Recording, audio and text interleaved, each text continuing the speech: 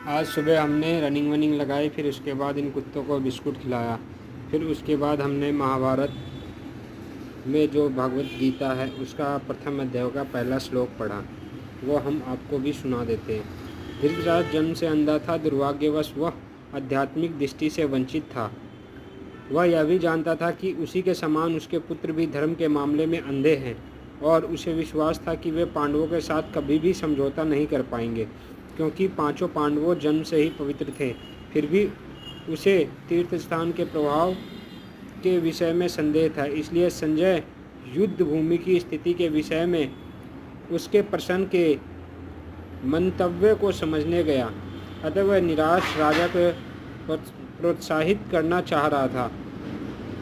उसने उसे विश्वास दिलाया उसके पुत्र पवित्र स्थान को प्रभाव में आकर किसी प्रकार का समझौता करने नहीं जा रहे हैं।